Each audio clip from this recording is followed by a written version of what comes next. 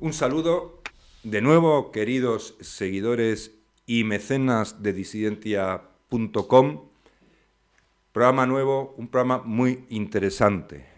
Es un programa que va a dividir, vamos a intentar profundizar un poco en lo que vamos a llamar como título de este programa, de presentación de este programa, las nuevas tecnologías, cielo e infierno en la educación. Y cuando decimos en la educación, estamos pensando en nuestros jóvenes. Bueno, pues este tema de cómo influyen las nuevas tecnologías en nuestros hijos o en nuestros alumnos o en nuestros nietos, porque habrá también aquí seguramente alguno que ya tenga la fortuna de ser abuelo, pues es un tema fundamental que tiene muchísimas aristas y algunas de ellas extremadamente inquietantes y también interesantes. Y para hablar de este programa, de este tema tan complejo y sobre todo apasionante, yo creo que les va a gustar, es apasionante. Cuento con dos invitados de excepción, dos profesores de periodismo de la Universidad de Zaragoza, a los cuales paso a presentarles directamente y los tengo ahora mismo, nos ven ustedes a los tres en imagen. Arriba a la derecha tenemos a nuestra invitada Carmen Marta Lazo. Muchas gracias, Carmen, por estar aquí con nosotros. A ti, Javier. Muchas gracias. Y arriba a la izquierda de mi imagen, pisándome, como siempre, encima, poniéndose encima de mí, tengo a nuestro querido José Antonio Gabelas, que también es profesor de periodismo en la Universidad de Zaragoza. Bienvenido y gracias por participar en este programa, José Antonio. Gracias, Carmen, y un lujo estar aquí con mi compañera Carmen Marta debatiendo en el programa. Y bueno, y aprovecho para saludar a todos los mecenas y a todos los espectadores. Buenas tardes, noches, días, en fin. Cuando proceda, cuando quiera que ustedes pues vean o escuchen este programa. Bueno, pues tengo aquí una reseña que me mandaba mi amigo José Antonio. Es un tema que hemos hablado bastantes veces. La tecnología está entre nosotros y forma parte del hábitat que respiramos. Centrar el debate en sus efectos, en que todo depende del uso que se haga, como si la tecnología fuera solo y principalmente una herramienta, es un ejercicio innecesario y limitado. Entendemos que ya forma parte de lo que somos, pensamos y hacemos, se quiera o no admitir.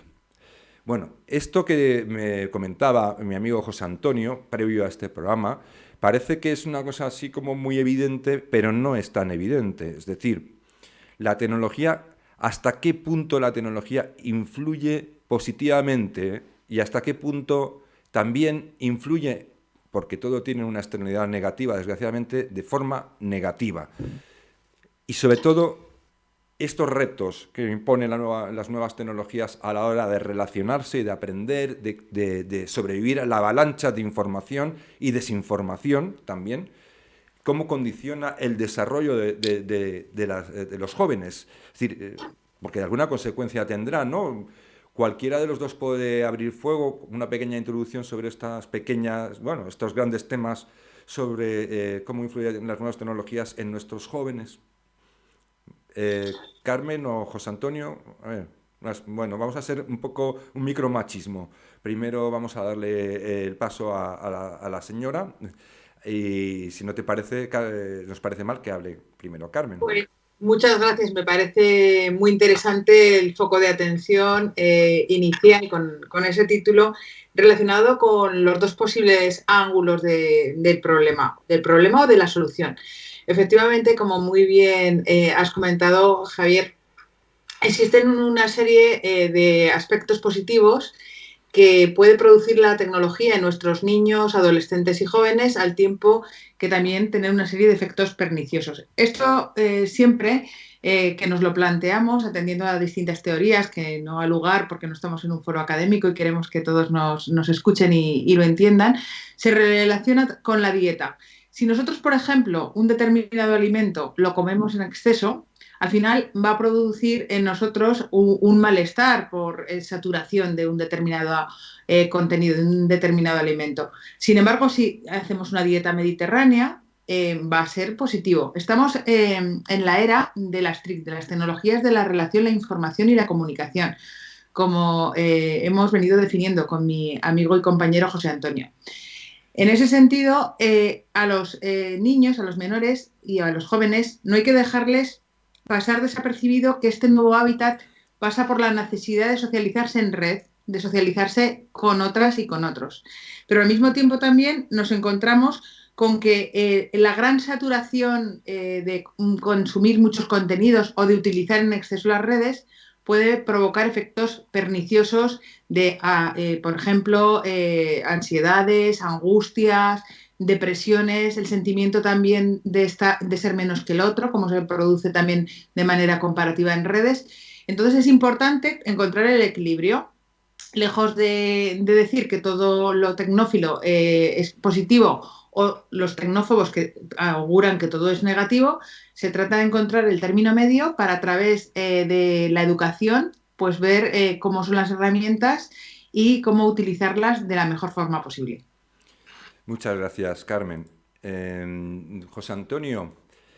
Sí, siguiendo el apunte que ha marcado Carmen, sí que me parece interesante porque, como tú has dicho al principio, puede parecer muy evidente el hecho de entender que la tecnología es una herramienta y eso nadie lo va a discutir. Las tecnologías de la información y de la comunicación, las hasta ahora denominadas TIC, son evidentemente una herramienta y nadie va a... Bueno, no está en este foro pendiente decir que sean negativas y que haya que prescindir de ellas, etcétera. Pero, sin embargo, a mí me parece un argumento tramposo el quedarse en este primer nivel, que es un nivel que además que está en todos los debates y en todos los foros, y llevan ya décadas, porque ya en los años 60 Umberto Eco lanzó aquel famoso ensayo Apocalípticos o Integrados en el cual ya planteaba esta cuestión. Han pasado 3 décadas y no podemos seguir hablando de lo mismo. Quiero decir que las tecnologías de la información son algo más que herramientas, y esto es importante entenderlo. Que sí, que podemos hablar de los efectos, podemos hablar de los usos, de los abusos, de acuerdo, pero ya estamos en un entorno tecnológico de la información y de la comunicación inmersos. Podemos ser más o menos conscientes, pero ya pensamos, convivimos, nos relacionamos, sentimos en la tecnología y con la tecnología.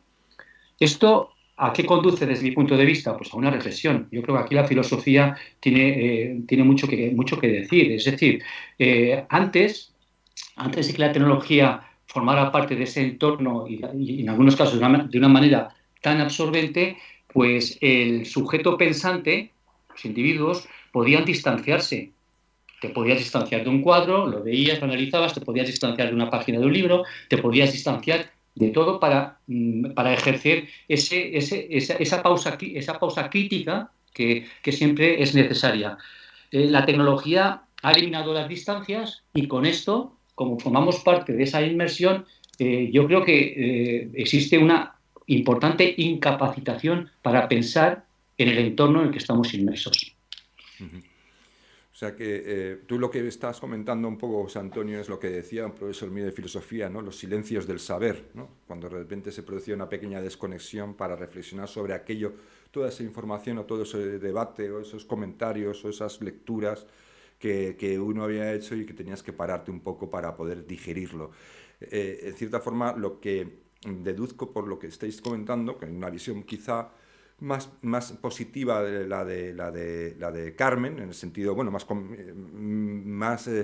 positiva, ella plantea más en un equilibrio, tú estás más evidenciando quizá la falta de que esta era de la información o de la tecnológica nos impide de la desconexión, nos hace estar permanentemente conectados, ¿no? Es decir, tenemos Perdón, Javier, mi matiz va un poquito para enlazar con lo siguiente que comentabas al principio, la educación. Claro.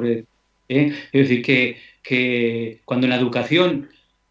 a ver, yo adelanto que no tengo nada contra la tecnología. Yo no solamente es que esté inmerso, es que no vivo de la tecnología.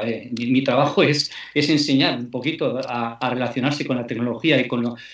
Pero independientemente de esto, claro, si resulta que partiendo de la hipótesis que he lanzado antes, que podemos discutirla, ¿verdad? Puede ser discutible, pero yo creo que la escuela y la educación necesita hoy más que nunca generar espacios de reflexión y espacios de interiorización. y espacios de pensamiento crítico y espacios para entender que la realidad no es una representación visual solamente ni digital y que la información y los contenidos y el conocimiento no pasa por las plataformas de una manera gratuita que baja del cielo como si fuera el maná. Eso no es. O sea, bueno, pues sí que hay que buscar, es decir, que en cierta forma yo ahora le voy a dejar hablar, le voy a dar paso a Carmen, pero simplemente los que trabajamos en actividades, digamos, que quieras que no están muy relacionadas con las nuevas tecnologías, más de la cuenta, más de lo que sería simplemente una herramienta en sí para realizar un trabajo, nos damos cuenta de que es abrumador la tecnología, ¿no? Nos hemos dado cuenta de que un tiempo a esta parte vivimos permanentemente conectados, no tenemos espacios, prácticamente ya no quedan espacios privados. De hecho, el otro día pensaba, yo digo, igual es que ni siquiera somos capaces de aguantarnos a nosotros mismos porque ya no estamos acostumbrados a estar solo con nosotros. Siempre estamos con alguien o con algo, ¿no? Algo que viene de fuera o hacia lo que tenemos que ir, ¿no? Conectarnos, responder, el Telegram, WhatsApp, es decir, las redes sociales, Instagram, bueno, en fin, estamos siempre recibiendo inputs y teniendo que responder y estar a la altura, además, preocupados seguramente porque cada cosa que contestamos, cada cosa que decimos, cada gesto, hasta cada emoticón, es un acto, digamos, de relación con los demás y no nos podemos tampoco, no podemos, no sentimos que podamos relajarnos. Tenemos siempre que estar intentando, sobre todo si es una cuestión profesional, la mejor imagen de nosotros mismos siempre, de forma constante, ¿no? Entonces, ese tipo de presión, si en un adulto es a veces conflictiva, puede llegar a ser muy conflictiva e incluso muy estresante, aunque los jóvenes parezca que son ya de la generación no nativa de las nuevas tecnologías, de alguna manera igual está produciendo un estrés que pues no somos conscientes ni sobre todo ni siquiera es consciente el chaval que cree que su ecosistema natural es ese. Efectivamente. Como bien dices, vivimos en una época de la hiperconexión absoluta. Y de hecho se requiere. ¿Cuántas veces, por ejemplo, nuestros hijos se dejan olvidado el móvil y necesitan ir corriendo porque tienen esa necesidad de seguirse relacionando a través de las redes sociales con sus amigos, con otros compañeros, etcétera? Si bien antes la tecnología formaba parte, nosotros nacimos con 2 cadenas de televisión en España, cuando existía pues eso, el monopolio estatal. Hemos pasado a ver una serie de ofertas de televisión privada y después con todo este elenco nuevo tecnológico, con todas las posibilidades que eso ha sobredimensionado. Pero hemos pasado de tener un entorno en el que nos relacionábamos principalmente con nuestra familia, en la escuela, con el grupo de iguales, en el caso de los niños, como agentes sociales, a que la tecnología sea el principal entorno, el entorno donde suelen estar más tiempo, sobre todo en la parte del tiempo de ocio, incluso algunas veces supera el tiempo de escuela, en el caso de los niños. Y esto es un poco lo realmente preocupante respecto a la palabra equilibrio que decía al principio. Lo importante es saber el tiempo que se puede estar, también qué tipo de relaciones se pueden llevar a cabo, porque muchas veces la tecnología, desde el punto de vista instrumental, es algo frío y lo importante son los usos que se hacen de esa tecnología, que en algunas ocasiones pueden ser positivos, la posibilidad de relacionarse, de acceder a lugares de ocio, museos, por ejemplo, a teatro. Ahora, en tiempo de pandemia, la tecnología ha sido la gran ventana al mundo, que nos ha permitido pues, posibilidades, incluso en el caso de los menores, de poder acceder a sus entornos de estudio, en nuestros casos a nuestros entornos de trabajo, pero también a ofertas de ocio que de otra forma hubieran sido imposibles. Y lo más importante, a esas relaciones, por ejemplo, intergeneracionales, con personas que estaban en residencias, personas mayores que estaban viviendo situaciones absolutamente dantescas, y la posibilidad de tener conexiones con sus nietos, con sus nietas o con sus hijos e hijas, ha sido a través de la tecnología, por lo que podemos decir que la tecnología en ese sentido es positiva. Pero todo lo que después también se esconde la tecnología, la posibilidad, por ejemplo, de acceder a páginas web que puedan resultar perniciosas, todos los engaños que está viendo, por ejemplo, precisamente para gente de la tercera edad o personas que son acríticas desde el punto de vista de saber qué se esconde detrás de determinados mensajes. Ahí está lo verdaderamente preocupante de la tecnología y para lo que nosotros entendemos desde nuestro grupo de investigación de la Universidad de Zaragoza que hay que formar a la ciudadanía a través de la alfabetización mediática, de la alfabetización digital, para que sepan saber cuáles son los mensajes positivos, cuáles son los usos que van a resultar beneficiosos y cuáles son los que van a resultar absolutamente perniciosos. Es importante dotarle de esa coherencia. Y como tú muy bien decías, Javier, me parece que tenemos que tener momentos de desconexión. Hoy en día hay muchos movimientos que se llaman movimientos slow, que lo que intentan también es abogar por el ir más despacio. La tecnología nos hace que estemos de forma celérica, constantemente, incluso a veces es verdad que parece que nuestro corazón se vaya a salir de nuestro propio cuerpo porque estamos pendientes de los mensajes que nos llegan, sobre todo de la respuesta, de que sea inmediata, de no dejar pasar mucho tiempo, de llegar a toda la información que podemos en un tiempo récord. Y eso hace también que muchas veces se provoquen pues, esos circuitos neuronales de decir necesito desconectar, necesito reflexionar. Y lo más importante también en nuestra profesión como periodistas, necesitamos ser críticos y analíticos, porque si no esta secuencia a veces se rompe por la gran amalgama de mensajes que recibimos y sobre todo por la falta de cuestionamiento.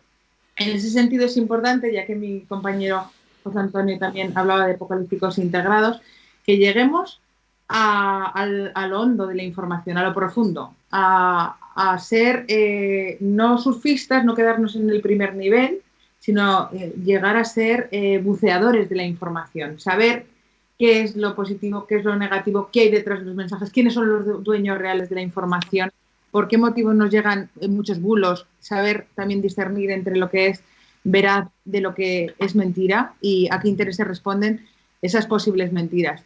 Y también una cuestión, hablabas de término nativos digitales.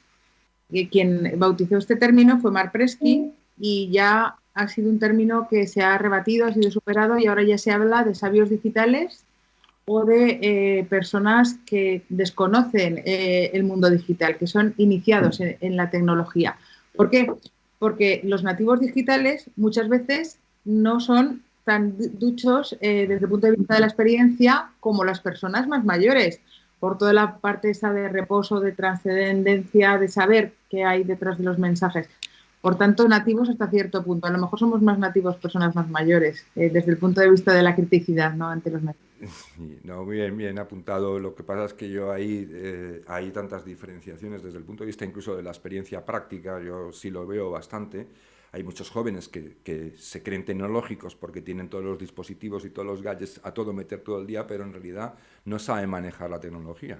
Sí. Es decir, tú les pides que profesionalmente hagan determinadas cosas y no saben encontrar las herramientas para hacerlas. Es decir, no saben ni siquiera que existen algunas, ¿no? Es decir, hay un cierto analfabetismo tecnológico, porque el estar conectado al móvil no significa que tú tengas un conocimiento de la tecnología, pero sí es cierto que a mí el valor de la expresión nativo digital sí creo que tiene importancia, porque para los jóvenes es muy natural, algo que para mí es completamente antinatural por más que lo haya aprendido y lo practique constantemente, y es el hecho de que para decir algo tenga que teclear en un dispositivo en lugar de directamente coger así y llamar.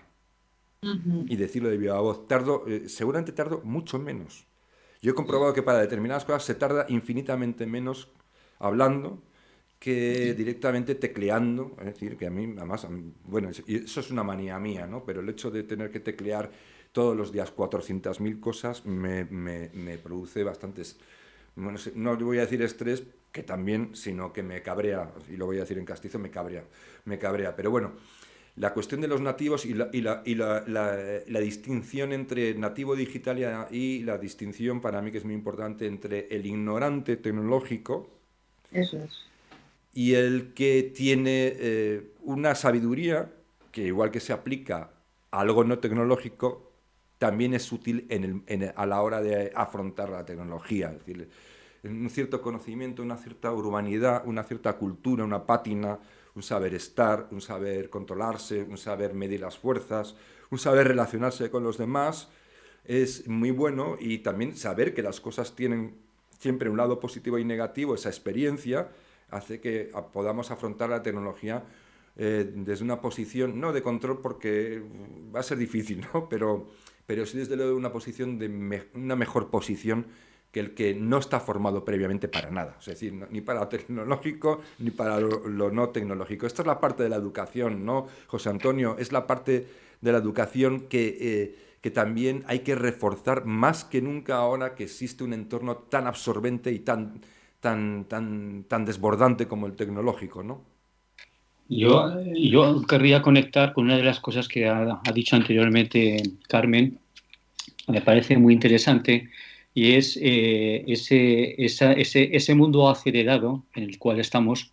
Es un mundo acelerado por muchos motivos que no vienen al caso, pero no cabe ninguna duda que el factor tecnológico es un elemento fundamental de esta aceleración, porque en ningún sector de la vida van las cosas más deprisa que en la tecnología. Y la tecnología nos ha acostumbrado, para bien y para mal, a algo que yo creo que es bastante vicioso, y es la gratificación inmediata. ¿Cuánto aguantamos hasta que se descarga la página? Vivimos en un estado de ansiedad inconsciente permanente, en gran medida debido a la tecnología. Y ese por si me lo pierdo, voy a ver por si me lo pierdo. Ese por si me lo pierdo es muy relativo. Es curioso, ¿no? Culturalmente se ha impuesto un relativismo en todos los sentidos, menos en la tecnología, que es un absoluto.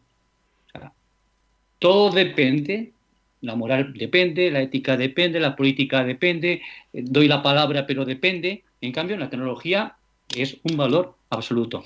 Entonces, a mí me parece importante el ser conscientes de esto, echar el freno, porque además entre los jóvenes hay un aspecto añadido que me parece importante. Que, a ver, todos estamos inmersos en la tecnología, pero como comentaba también antes Carmen, los niños y la adolescencia fundamentalmente es que es un continuum, la tecnología.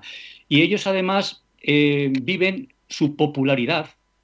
En la psicología adolescente y en la psicología infantil es un concepto muy importante la popularidad, porque así como cuando eres adulto tú tienes una serie de referentes, cuando eres niño tienes los referentes de tus padres y cuando eres adulto tienes otros referentes, ¿no? Pero cuando eres adolescente tienes el referente de los iguales, de los pares. Entonces, si resulta que los pares que ejercen una influencia tremenda, esa influencia está sustentada en lo que pasa, en lo que ocurre en la tecnología, en las pantallas, en Instagram, en TikTok, en WhatsApp, en esta serie, en aquella otra cosa, ¿no? Pues entonces ese sujeto pensante al cual nos referíamos antes, pues está en una situación bastante vulnerable desde mi punto de vista, ¿no? Entonces yo creo que es importante esto comprenderlo, y por eso nuestra propuesta. Es decir, cuando nosotros hablamos de factor relacional, estamos intentando decir que esas tecnologías de la información y de la comunicación necesitaban algo más. Y es la R, esa R que forma esas tecnologías de la relación, información y comunicación. ¿Por qué? Porque es una R que va a permitir ser consciente de que yo como sujeto social y como sujeto pensante puedo establecer unas relaciones de caridad diferentes y puedo establecer unas relaciones cognitivas también distintas, porque evidentemente la cultura y el modo de aprender ha cambiado. Ya no aprendemos como un buzo que se mete y cae en profundidad, ¿no? Y empieza, digamos, en el silencio y la tranquilidad de la profundidad del mar a observar lo que hay a su alrededor, sino que estamos en lo que decía Barico, ¿no? Somos surfistas. Entonces vas con tu tabla y vas recogiendo la parte más importante de la ola, y cuando esa ola empieza a bajar, tú tienes que saltar a otra ola, porque es que si no te caes. Sí, está bien la de la comparación, la metáfora del surfista. Es bastante interesante. Sí, la verdad es que estamos constantemente cayéndonos de la tabla pese a todo, porque mira que hay olas, pero me parece que las olas vienen Hoy estoy castizo, me vais a perdonar, con bastante mala leche, las olas. Es decir, y bueno, pues a mí vamos a ir un poco más allá. Ya hemos puesto un poco en situación muy general, porque claro, el tema es extremadamente complejo y se podría dar horas y horas y horas de análisis y demás. Pero vosotros que sois profesores, voy a ir a interpelaros a vosotros, que estáis en la primera línea junto con los padres, que deberían estar todavía en primerísima línea, aunque a veces eso desgraciadamente no sucede. ¿Cómo podéis competir, digamos, no competir, sino colocar a vuestros alumnos en una posición de conciencia, de tener esa conciencia sobre todo lo que estáis comentando? Porque yo creo que en realidad no hay conciencia de esto. Es decir, vivimos una sociedad muy veloz, como explicaba José Antonio, y creo que también lo citaba antes Carmen, y tan veloz que pasan tantas cosas que no nos damos cuenta realmente de dónde estamos. Es decir, no sabemos, las olas que decía José Antonio nos llevan de un lado a otro, pero a tal velocidad que no sabemos dónde nos encontramos, no nos hemos parado a pensar, oye, ¿dónde estoy? ¿No? ¿A dónde me han llevado las olas? ¿En qué situación me encuentro? ¿Cómo podéis afrontar los profesores este reto de sacar lo mejor de la tecnología y al mismo tiempo educar a los jóvenes en sacarle lo positivo y estar convenientemente advertidos de sus partes negativas? ¿Cómo lo afrontáis vosotros? Pues nosotros, teniendo en consideración que educamos a unos agentes que en el mañana van a ser fundamentales, como son los periodistas, los futuros periodistas, nos basamos sobre todo en esa parte dentro de las dimensiones de los ejes que trabajamos dentro del factor relacional. Potenciamos mucho la parte de los valores, la parte del compromiso ético, del compromiso ciudadano. Pensamos que los periodistas deben de estar preparados con esos fundamentos que son tradicionales. La tecnología es verdad que ha venido para quedarse, porque hoy en día hay cada vez más, tenemos más artilugios, más mecanismos, más opciones, más formatos, pero al mismo tiempo el sustrato de esos grandes pilares, de esa fundamentación del compromiso, de ir a la verdad, de contrastar la información, de tener en cuenta el respeto también al otro, esos grandes valores no tienen que pasar desapercibidos. Es verdad que debido a las redes sociales, cada vez más los ciudadanos y ciudadanas pueden optar a llevar a cabo mensajes de la información, de la actualidad, pero pensamos desde nuestra dimensión como profesores del campo de periodismo que para poder ejercer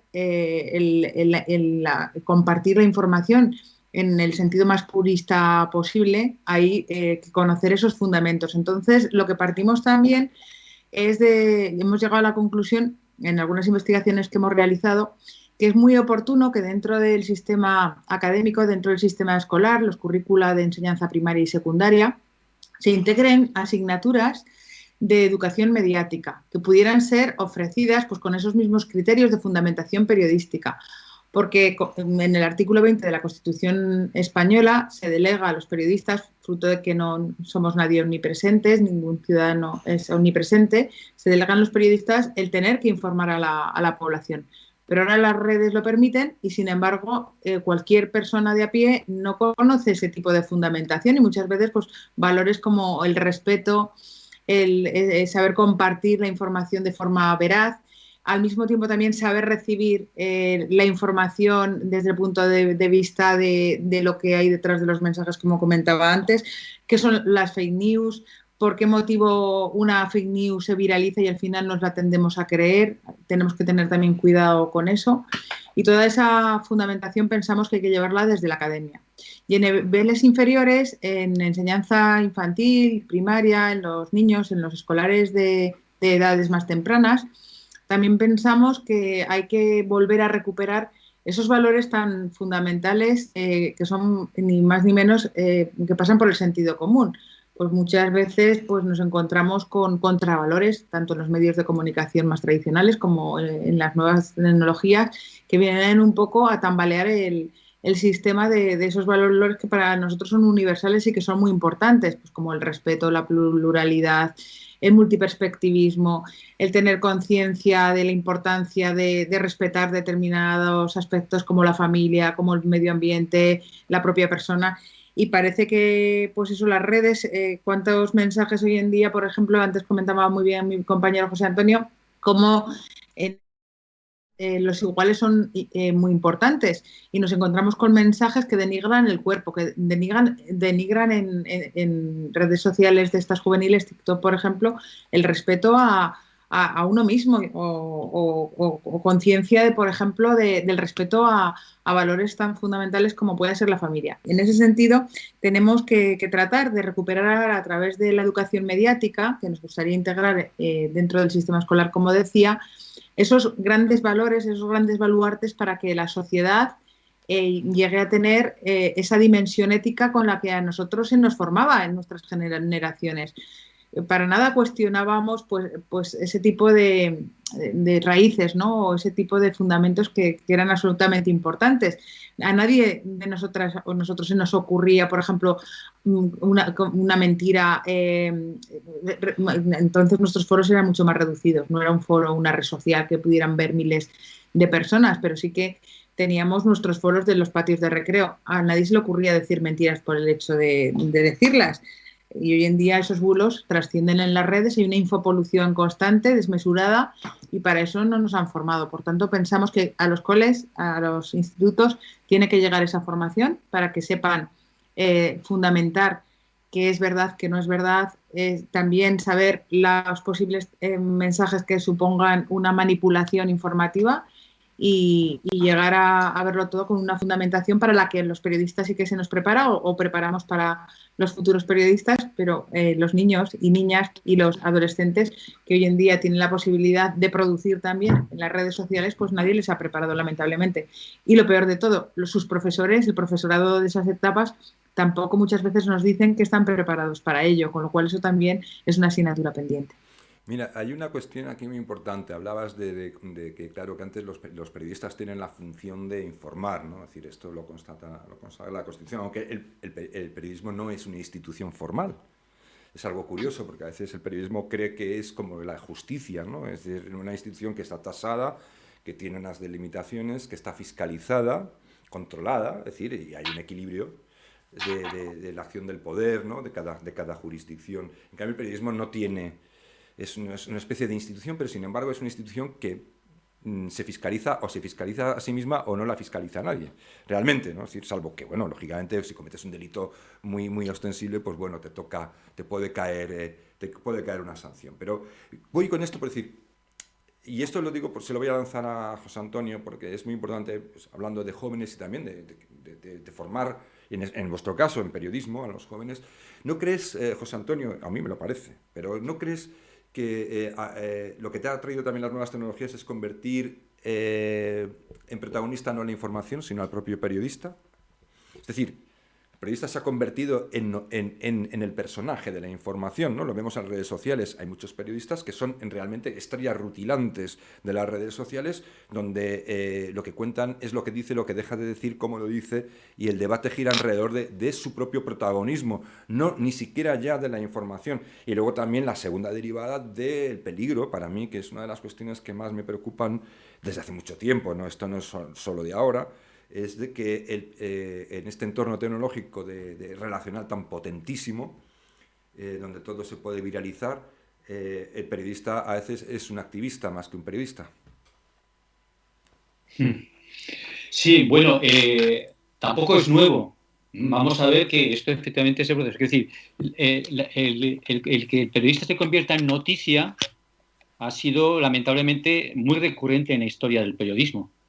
De hecho, fijémonos cuando todavía no estaban las redes sociales y se hacían encuestas y estudios sobre las audiencias de los determinados informativos, cuando la televisión era el tótem informativo por excelencia, pues diríamos, la figura de turno de la cadena cogía vacaciones, se producía un bajón en la audiencia. Es decir, que a la gente le importaba más quién decía las cosas que lo que decía, ¿no? Entonces, esto siempre ha existido, pero evidentemente estoy totalmente de acuerdo con tu percepción, Javier. Con las nuevas tecnologías esto se ha enfatizado de una manera ilimitada. tan ilimitada que incluso casi podríamos decir, esto supongo que los próximos estudios de géneros y de subgéneros pues hablarán ya de una infinidad de subgéneros relacionados con las redes sociales, con YouTube, con Instagram, con tal, y actualmente podríamos hacer ahora mismo, si nos pusiéramos entre los tres, un listado interminable, de bastantes periodistas que tienen una relevancia notable con sus audiencias, con sus miles de likes, etcétera, etcétera, pero que han transformado el periodismo en un gran ego informativo que son ellos mismos, ¿no? Entonces, bueno, esto es una realidad y desde luego es una distorsión grotesca de lo que entendemos por información, porque evidentemente ver la información con este filtro supone no ver la información, supone ver otro tipo. Sí, es que, perdona, yo lo quería unir un poco con la educación de los jóvenes, porque claro, podemos explicar en qué consiste la información y cómo hay que informarse y cómo hay que discriminar unas cosas de otras, intentar distinguir lo que es una noticia fraudulenta de lo que es una información veraz. Entonces, eso hay que enseñarlo a los que vienen detrás, ¿no? Es decir, a los que nos vienen detrás de nosotros y que luego van a ser los que ocupen las posiciones en el mundo cuando sean adultos, ¿no? Nuestras posiciones.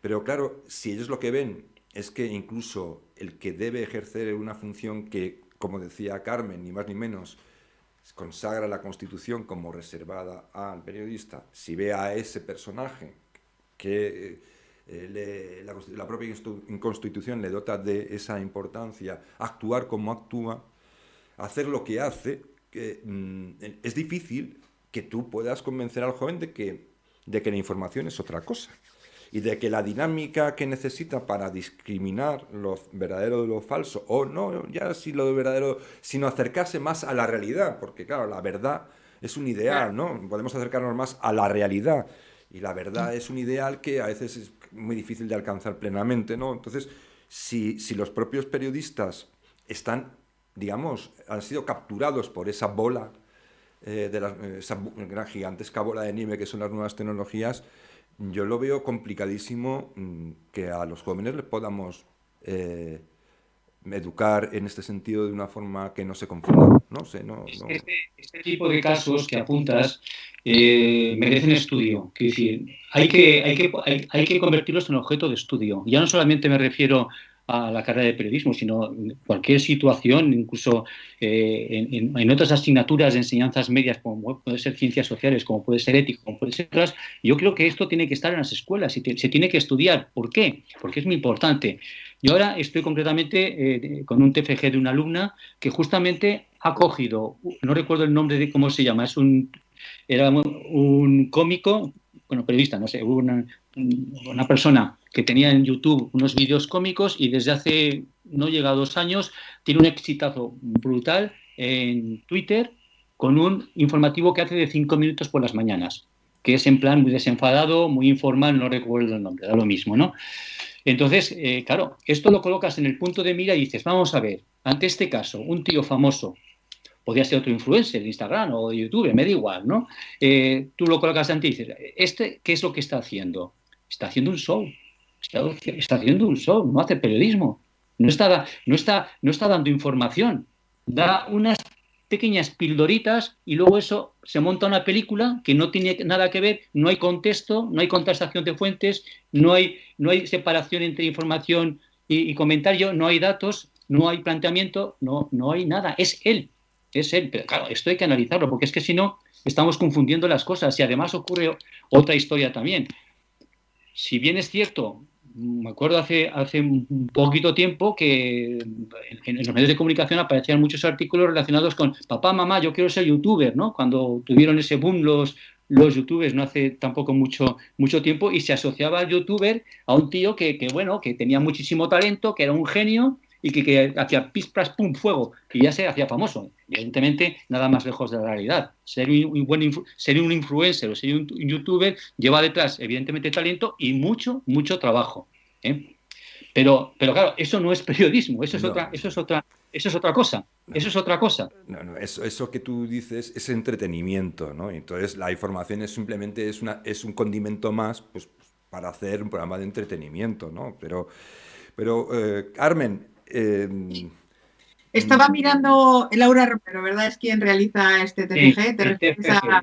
Efectivamente. Pero ¿quién lo que no me acordaba es del periodista, no sé si un Martín, no sé qué, bueno, sí. Es que no es periodista, es infoentretenedor, por llamarlo de alguna forma. Sí, hay algunos que lo entienden como periodista, eso. Claro, ese es el problema. El problema también es que tenemos que separar pues todos los concursantes de distintos programas que son pseudo entretenedores, por llamarlo de alguna forma, ¿no? Que den pseudo entretenimiento, infoshow. Y que no son periodistas. Y al mismo tiempo también, como muy bien comentaba Javier, creo que a todos esos otros que sí que son periodistas y que han pasado por la academia y que se han dejado un poco llevar por ese papel protagónico que ya, pues bueno, las estrellas de la radio ya en los años 80 y 90 también adquirían un protagonismo que muchas veces eran como estrellas de los campos de fútbol, ¿no? Incluso se llevaban a todos sus equipos con unos cachés pues multimillonarios. Y ahora mismo tenemos también figuras que no a lo mejor tienen tanto poder porque los medios se han disgregado más y no hay tanta fuerza económica para poder pagar esas cifras multimillonarias, pero sí que se convierten un poco más, podríamos decir, en tendenciosos. Y yo a estos les daría el código deontológico debajo del brazo, porque efectivamente nuestra profesión, como muy bien comentabas, no está fiscalizada, pero sí que tenemos una serie de autorregulaciones o de compromiso deontológico y el no dejarse llevar, o incluso hay veces que se llega a traspasar determinadas líneas que ya ponen en entredicho incluso valores que son constitucionales. Entonces, en ese sentido, sí que deberíamos de recuperar un poco el compromiso, el hacer, también comentabas, es verdad que la verdad o la objetividad en sentido puro no existe, pero sí que existe esa parte de ética, de multiperspectivismo, de tener en cuenta que los medios van destinados a todos los públicos y en ese sentido, pues saber llegar a todos, un compromiso que roce el prisma lo más cristalino posible, pues es positivo. Pero que, como muy bien comentaba José Antonio, pues en muchos casos hay gente que no está preparada y no sabe discernir entre lo que es entretenimiento de forma pura y dura o lo que es información y que no responde. También luego esa hibridación que se produce en los últimos años, ¿no? En ese género de infoentretenimiento hace que muchas veces encontrar la diferencia entre lo que me va o me pretende divertir y lo que me pretende informar, pues ya roza lo complicado también si una persona no cuenta con la preparación suficiente. Y de eso también se valen a veces los medios o las redes sociales, sobre todo, como es el ejemplo que ahora mismo tampoco he estado buscando. Ahí en Laura digo, a ver si me llega lo que estoy investigando ahora mismo, pero no recuerdo, pero es verdad que también se produce ese efectismo o esos influenciadores que con poco tiempo llegan a conseguir múltiples seguidores y sin ser periodistas y dan la información como la dan, claro. Bueno, en sí tener seguidores y tal, la cuestión es el problema de fondo que hay en todo esto es... y luego también existe, ya para ir terminando, sí, me parece, yo creo que estamos en tiempo de ir empezando ya con un poquito las conclusiones abiertas, porque este tema puede dar para muchos programas, claro, es decir, no se va a acabar en este, ni se puede acabar en este, ni en 5 más, o sea, es decir, esto es complicado. Pero bueno, es un buen programa para aproximarnos, pero la cuestión también está en que se sobredimensiona a veces, al mismo tiempo que existe una degradación de la información, ¿no? Es evidente que hay y también hay una degradación por parte del consumidor de esa información, que es el público, que no solo son los periodistas, sino que parece que el público también pues le interesa poco, ¿no? Desprecia la información, ¿no? Es decir, ahí es un efecto combinado entre el público y el periodismo, ¿no? Eso lo decía muy bien Rebel, ¿verdad, José Antonio, cuando hablaba de cómo el público y el periodista se desprecian mutuamente, aunque fingen respetarse, pero se desprecian profundamente, ¿no? Entre sí, ¿no? Pero también hay una exageración en el lado de que las tecnologías pueden llegar a destruir completamente, digamos, el raciocinio, la capacidad de distinguir la verdad de la mentira. Hemos vivido durante unos años incluso con algunas, lo digo porque, bueno, desde mi trabajo empíricamente se puede comprobar que hay cosas que no son, por lo menos no aparecen. A la hora en trabajos de campo no consigues encontrar esas evidencias que parecen, que son muy evidentes, pero luego a la hora de la verdad en los trabajos de campo no aparecen, no hay datos que la...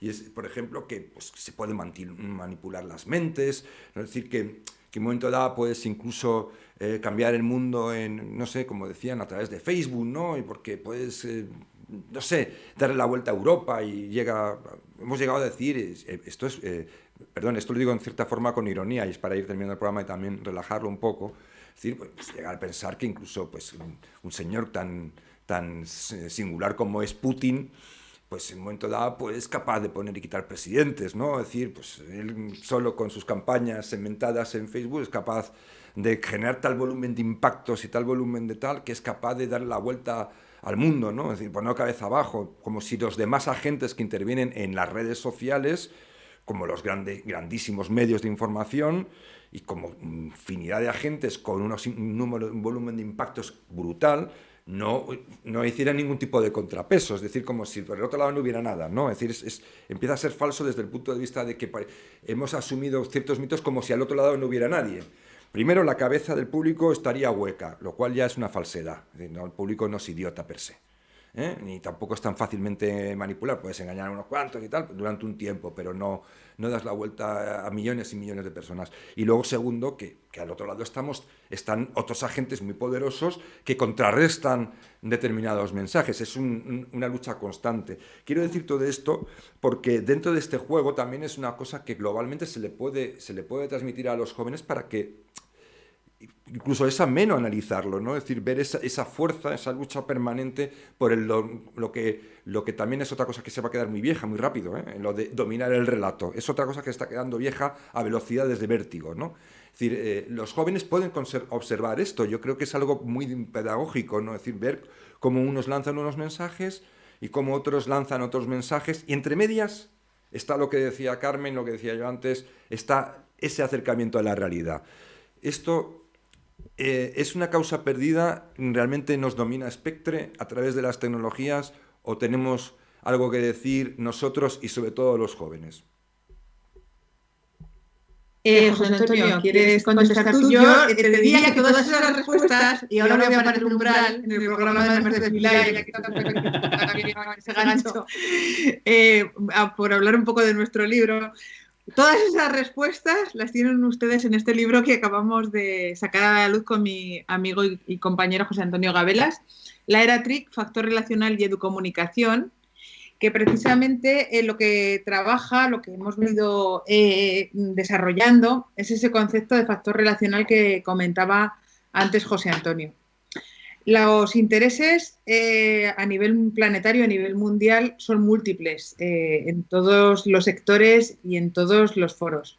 Desde el punto de vista de la información, pensamos, como muy bien comentaba antes Javier, que es algo sensible, es un material, una primera materia prima sensible, sino que se lo pregunten, por ejemplo, a Orson Welles cuando en la Guerra de los Mundos, ante una información que era falsa, llegaron a suicidarse un montón de personas porque pensaron que los extraterrestres habían venido al planeta, tan sensible como eso.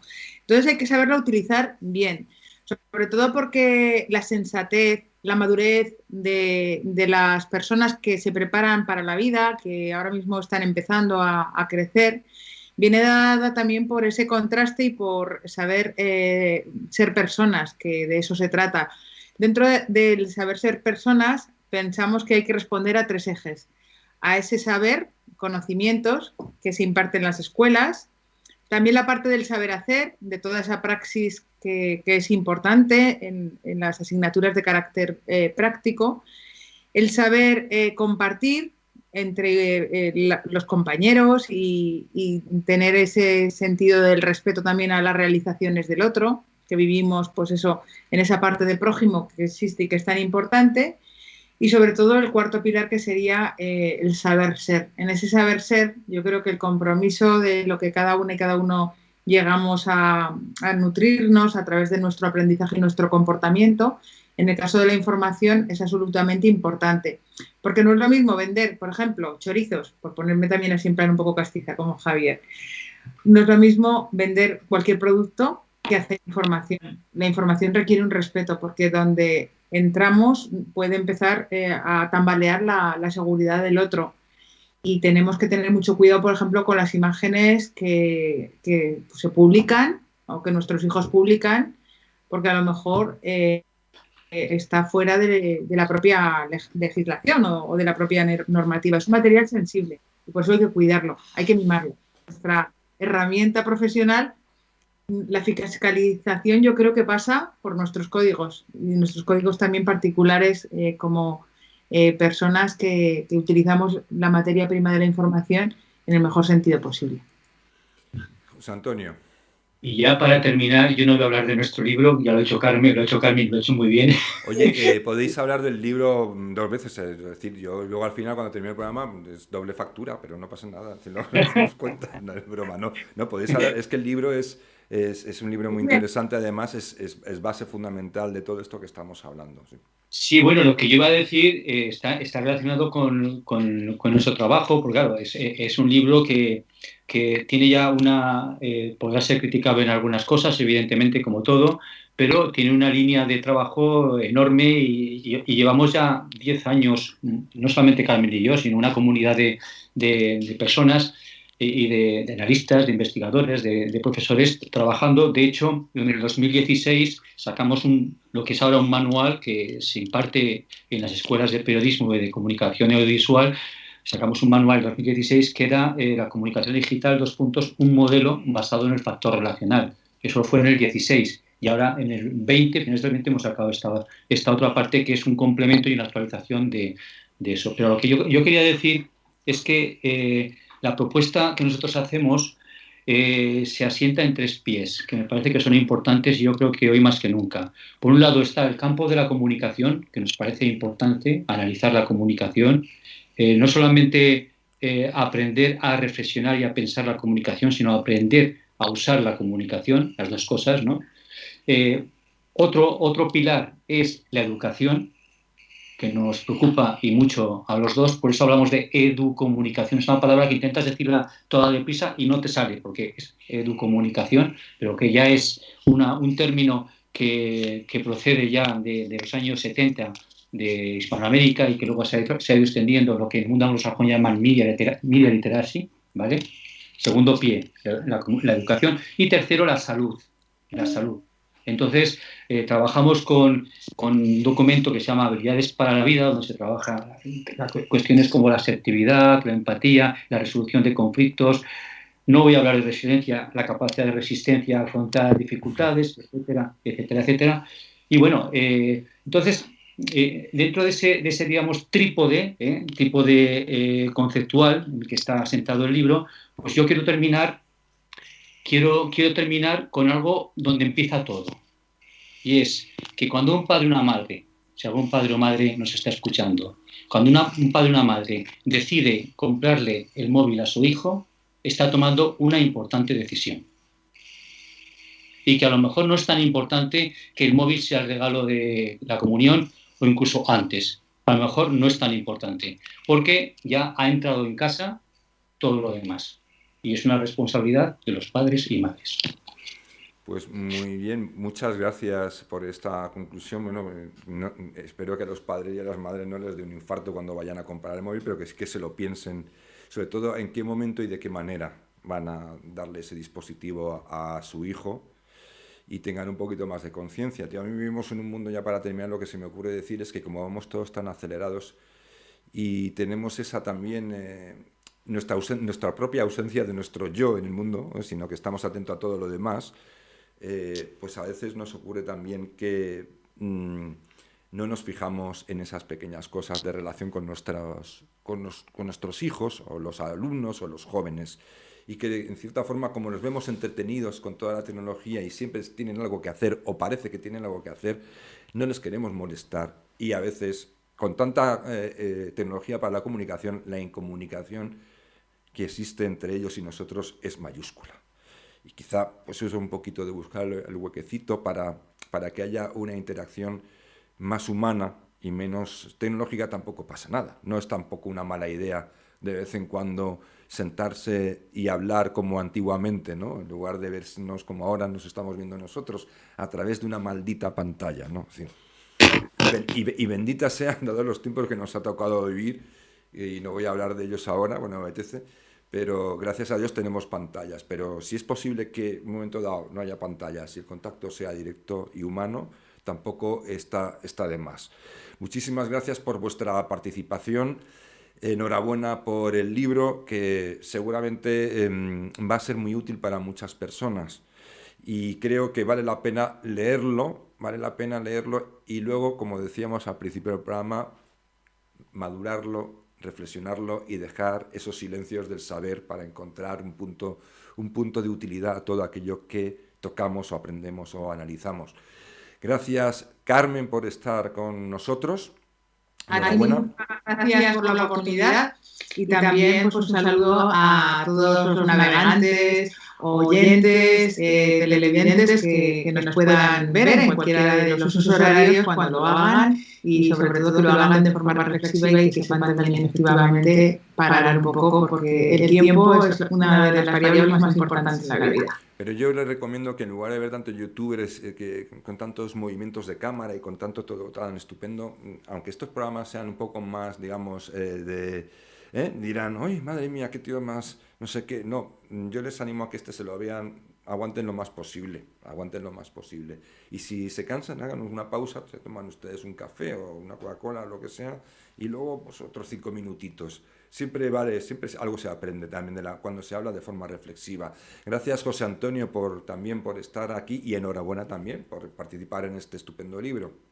Es un programa, diría uno, es un programa soso y serio, como Gabilondo, es una broma. Gracias, Javier, y gracias a todos. Pues muchísimas gracias, y nada, como les digo a nuestros seguidores y mecenas de disidentia.com, como suelo decirles siempre, que tengan una semana lo más llevadera posible, y muchísimas gracias por estar ahí.